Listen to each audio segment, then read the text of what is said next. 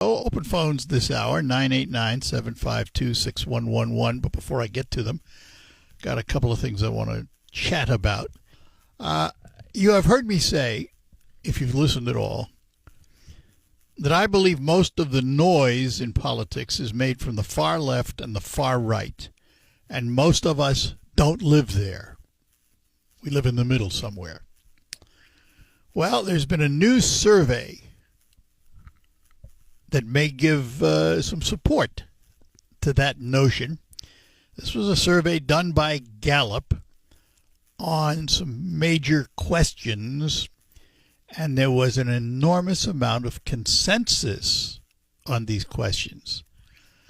And these are democracy-related matters. The survey looked at a number of things, so I want to just go over the just to be quick about it, the numbers of the questions and the numbers, and see what you think. Each of the following statements was presented, and you chose whether you agree or disagree. On political compromise, political leaders should compromise with the other party to get things done, even if they don't like some parts of the compromise. 80% said yes. The other part of that question, political leaders should stick to their beliefs and avoid compromise, even if little gets done. 18%. On political violence, the question was, it is never okay for people to use violence to achieve a political goal. 83% of us said that's correct. The other side of that question is, it's sometimes okay for people to use violence as a way to achieve a political goal. 16% said yes. I want to know who these people are. I don't want to be anywhere near them. I can't believe that 16% of the population said it's okay to use violence to get your way in politics. But at least 83% had the common sense to say no. Multiculturalism. The U.S. is stronger as a nation because it has people from different races, religions, and cultures. 84% said yes. The other side of it, the U.S. is weaker as a nation because it has people from different races, religions, and cultures. 15% said yes. Who are these people? Influence of the wealthy. Wealthy individuals and businesses should be limited in how much they can advance political candidates or causes they support. 83% agree with that. On the other side, wealthy individuals and businesses should be able to use their power to advance political candidates and caucuses they support. 16%. And finally, fact versus opinion. Big discussion about the news, right? There are facts, and then there are opinions. 88% agree with that statement. 10% said facts are just opinions and points of view.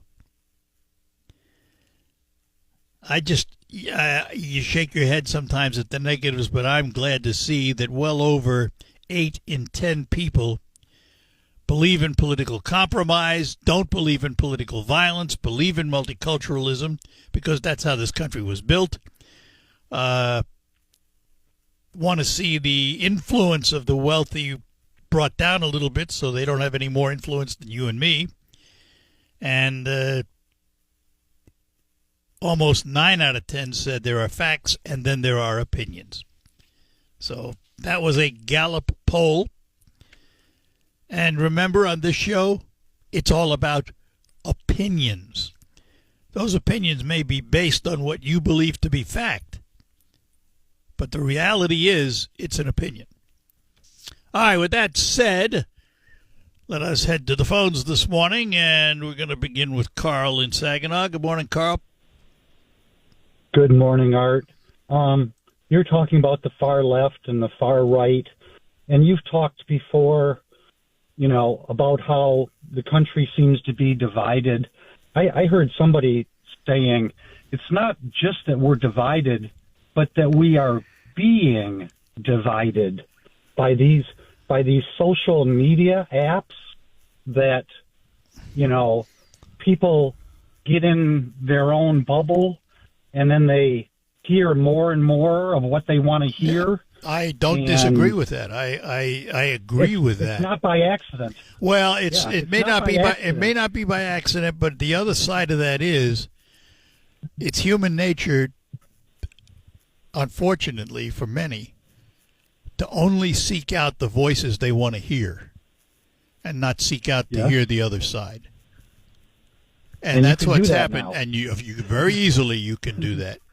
Very easily. Yes. But this Gallup survey shows that when you dig a little deeper, you find out we're not as divided as we think we are. The far left, far right make all that noise. The media trumpets all that noise. But when you get down to the nitty-gritty on some of these major issues, you find out there's consensus. Yes. Well, speaking of consensus, you were talking about the Epstein file a couple days ago. Yeah, very little, but yes. There's a broad consensus in the country about releasing that. The president signed the bill into law. The Justice Department has 30 days to release the file. I'm afraid when they do, it's going to be heavily redacted, and I don't think it's going to satisfy a whole lot of people. Well, I'm sure there'll be people. I don't know how about heavily, but I'm sure there'll be some redactions for protection of security and victims. Yeah. And victims. I don't have a problem with that. I don't have a problem with redacting victims and if there's some national security questions. But the bottom line is neither side is going to win out of this because there's going to be names from both sides. Neither side's going to walk away and say, "Look, we're clean." But I think we should let the chips fall where they may. Well, they're going to, but I'll be honest with you, I don't think the chips are going to have any effect. We saw one effect where a guy, the Summers guy, is not going to teach anymore. He's getting out for his own reasons, but he's named in the documents. That's his choice. Yeah. But I don't think you're going to see too much of that. I don't think you're going to see a lot of fallout. You're going to see a lot of politics, but I don't think you're going to see a lot of fallout. Well, I don't think the MAGA base is going to be satisfied. The problem with these conspiracies see, there you go. You think only one side. You think only one side is going to react that way. That's nonsense. Both sides play the game. Pretty sure. Both sides react. Your side has gone after the president with impeachments and all kinds of other stuff, but yet you only think MAGA people are going to not be satisfied. Come on, Carl. We know better than that. I'm just saying part of his base is not going to accept, Yeah, good. And part of your base won't either. No matter whatever. And part of your base won't either. But that's going to be a problem for Trump. No, it's going to be a party for. It's going to be a problem for Trump. No, it's a party. It's a problem for both sides because neither of them are going to get their way. No, this is the first cracks in the Trump base. All right. So it's all about Trump. Okay. I mean, it's not about anybody else. No Democrat, of course, will be on the list. My goodness, heaven forbid. No, there are Democrats on the list. Then what's the difference? Should be outed too. Well, why don't you say that then? Instead of only talking about MAGA, why didn't you say that? I said MAGA's not going to be happy. So do you think your side's going to be happy? Everything. And do you think your side's going to be happy? I think my side's happy right now. Well, just with the controversy. Yeah, all right. Well, it goes both ways. This is going to keep coming back. It's not going to go away. And Trump could have released all of this stuff himself. Yeah, so could have Biden. So could have Biden. Yeah. Maybe he should have. All right, there you go. Why didn't Trump? Why didn't Biden? Why didn't Trump just? So why didn't Biden? Answer the question, Art. Oh, I'm asking you. It's the same question. Why didn't either of them? No, answer it. No, why didn't either of them? I don't know why Biden didn't. Well, I don't know why Trump didn't. Why didn't Trump? I don't know. Okay. You have to ask him. Okay, we'll see. I'm just pointing out it's not one-sided. Hard. Don't try to He's don't try and tried make it very one-sided. hard, Art. All right, fine. He's tried very hard. to Good. cover All right, this it's up. all about Trump. Very hard. It's all about Trump. Well, he is the president. Yes, he is, and so was Biden. Biden is not the president now. No, but he Art. was, and he had the opportunity, and he didn't do anything about it. Yeah. So it's even Steven. Is Trump right or wrong? Should Trump release it? He's as right or wrong. president now? He's as right or wrong as Biden was. Okay, then they're both wrong. Let's agree All with right, that. there we go. Good way to end. Okay. Thanks. Take Okay. care. Bye-bye now. All right, we'll be back with more. We'll get to Kim and Kent right after these notes. Just how good is pure? Has a whole caravan of SUVs and security people. Oh, and this is outside of politics, but again, it goes back to that conversation because her name is Bari Weiss. Bari Weiss is the new president of CBS News, and she's come in trying to overhaul the operation and make it neutral. And she has the backing of the president of Paramount, who owns CBS News. And she has a mandate from David Ellison. He's the new owner of CBS's parent company, Paramount. And she was tapped to clean it up. She had a company, I forgot what it was called now. Anyway, she had a media company they bought for like $150 million. Oh, it was called Free Press. Her platform was Free Press, not the one we think of in Detroit. Right. And so they brought her in, and she has said she literally wants to blow up the operation. And she answers directly to the president of Paramount, as opposed to the chair of TV and media at Paramount, George Cheeks. She bypasses him and goes right to the president. It's going to be interesting to see over a period of time if she can do it. But she has said, I want to blow this up. And because of her positions, she now drives to work in a black SUV followed by a whole bunch of black SUVs with a whole bunch of bodyguards. And that's what it's come to today. It's too bad. It's too bad. Ridiculous. Yeah, and I'm afraid Very it's not sad. going to get any better right now. I mean, yet you look at the Gallup poll I cited earlier, and there's huge consensus in the country that violence is not the answer. But what's worrisome is that 16% out there who think it is. So, I really don't know where it's going to go. I just wish they'd all shut up. Exactly. Yep. Sad world my grandkids are growing up in. Yeah, well, might as well get used to it. Teach them right and wrong. Let them make their own decisions based on good knowledge and good habits, Mm-hmm. All right. Okay. Kim, thanks. Well, you take care. You Thank too. You. Thanks. Bye-bye now. Okay, bye-bye. Now let's talk to John in Bay City. John, good morning. Hi, Art. Hi there. Making fun Sorry of about that. That's okay. Go ahead. We're good. I missed your conversation, most of it, with the guy from the power company. I think that was this week. Oh, that was Peter Sinclair. Yes. Yeah, he's And he's did not he- from the power company. He's an environmentalist.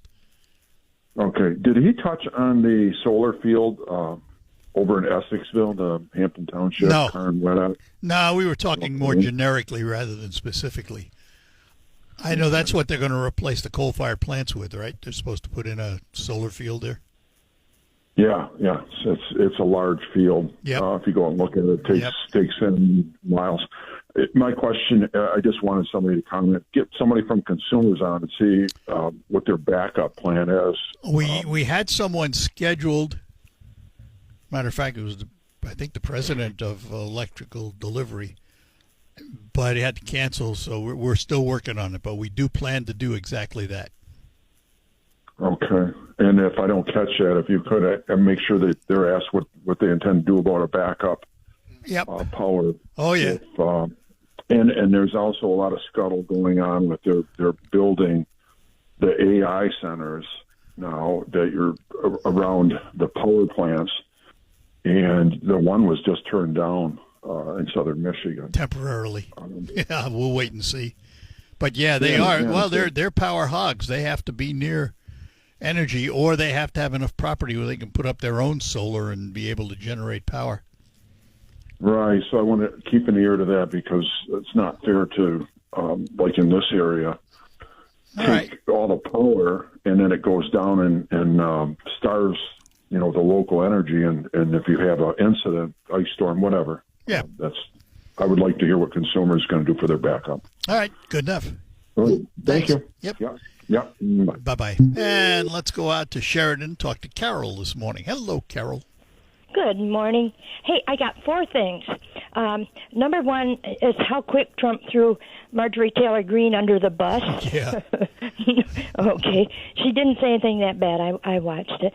And how healthy pet food they advertise, but right after it, they'll have like Long John Silver and all these terrible, terrible things that they advertise for humans to eat. But keep the dogs healthy. Yeah. And now Christmas cards are coming out, and they show a bunch of fawns with spots with bucks with horns on. That does not happen. And another thing is with AI, at least they got the wheels going the right way on cars in the right Yeah, shape. there you go. That has bugged me for years and years and years that all these cars and the wheels are wrong or going the wrong way or something. Well, let me explain that. It's not that they're going the wrong way. It's because of the way cameras work that make the wheels look that way. When they get to a certain revolution, they catch up with the camera's ability to translate it, and because of that framing, it makes the wheel look like it's going backwards while the car's going forward. You'll also see that in airplane propellers. And it's an effect caused by the camera, not because somebody didn't know wheels have to go forward. But they got it fixed now. The wheels are mostly going the right way. Well, yeah, AI can fix that. Didn't have anything to do with that? What AI does is it fixes the technical problems of photographing things like that, or it generates it from scratch, so it doesn't have to worry about it. Well, but for years, that's what it was. For years, it was just the way a camera works. But somehow it always bugged me. It looks funny when you see it. I know that. Yeah, and the more you think about it, and then if you start thinking about it, and then whatever. so, well, that's just a couple things. All right. In the world going on. You always lighten things up. I love it. Well, and we do have a huge solar plant they put in. Man, they drug in. It was wonderful farm fields, but they sold it. It was legal to sell it. Yep. And if it works, I'd like to turn on my switch and the lights come on. and so and then also there's some places in the UP and things where they had mines and they can't do anything with the soil. They can't even grow trees. Yeah. And they're thinking about putting solar plants on that area. Yeah. The only real problem with solar in Michigan is we only get about 16% usable sunlight to use it. So that's a problem. But they still, the power companies must see some kind of return to put in the kinds of investment they're doing. But the sun don't have to be way, way really bright to produce a lot of power either, I don't think. It don't have to be like full sunshine. Although this fall, man, we've been lucky. We've had a lot of sunshine. Yeah. All right. But whatever. Well, you take care. Got to run, love. Thanks. Talk to you soon. Yep. Bye-bye now. Yep, we'll bye. be back. It's natural to have questions. Here on the Art Lewis Show, let's get back to our phones. Dan is in Bay City. Dan, good morning to you. Good morning. I got a few things. One, our state of Michigan is the number one natural gas storage state in the United States. So we rely on that tremendously. We have now, I think we might have 3 nuke plants, and I can't even remember the last time that I even had a brownout, let alone what all these people are crying about. plus 20%. Well, hang on a minute. 20. They're not. Well, They're not. 20% Wait. They're not crying about now. They're crying about what they see as a potential problem in the future. Well, I've been hearing it for 10 years, Art. Well, I understand that, but now you haven't heard about data centers for 10 years. So that's the new thing. That's true. But usually they bring their own, or they make deals with nuke plants and things like that. It still has to come from somewhere. So, but I agree with you, though. I think our system is pretty good. The part I worry about with our grid system is its vulnerability to cyber attack. That's worrisome. Okay, on another subject, just real quick here, is the Catholic Diocese in Saginaw. They are coming out with I don't know if it's open yet or not. It's a free medical clinic for anyone who's uninsured.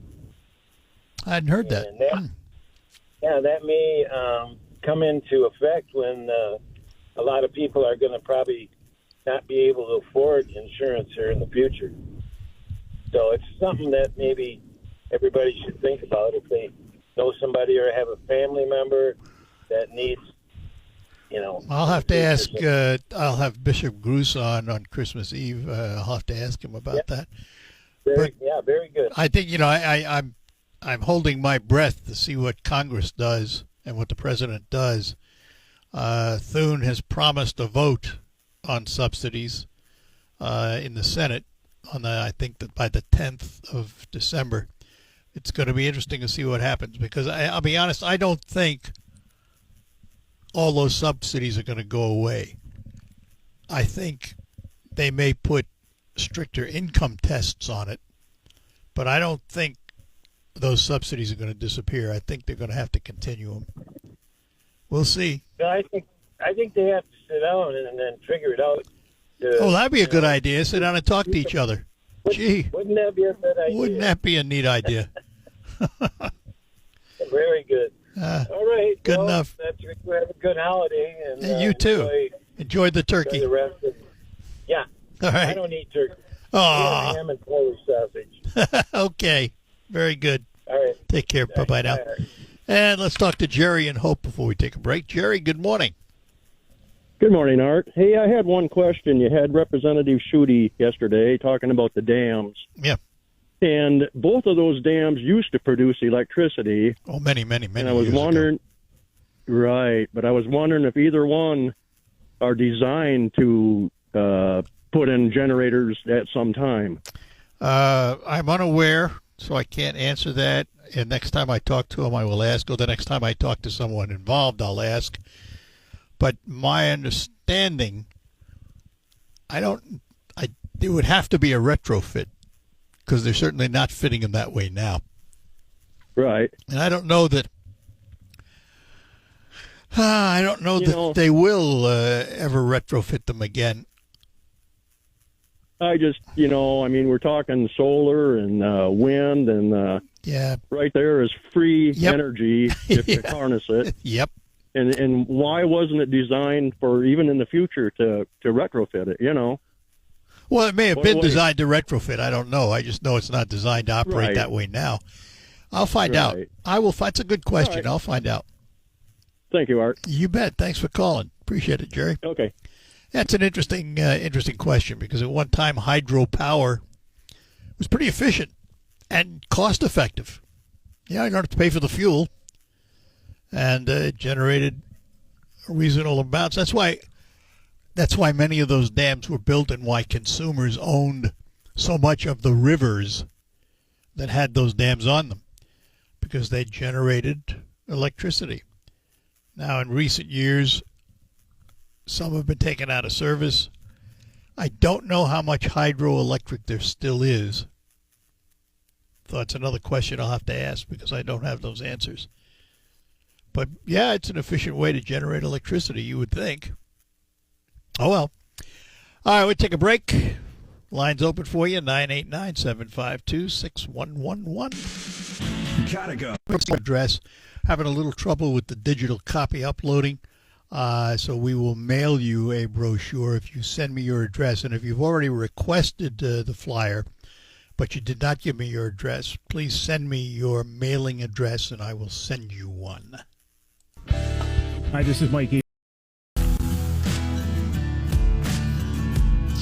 Hi, we're back with you here on WSGW, the Art Lewis Show. Still have a few minutes with open phones at 989-752-6111. I had mentioned Barry Weiss, the new president of CBS News, and not only is she looking to blow it up and reform it and the way it presents news, but her approach to talent management and operations is a little different.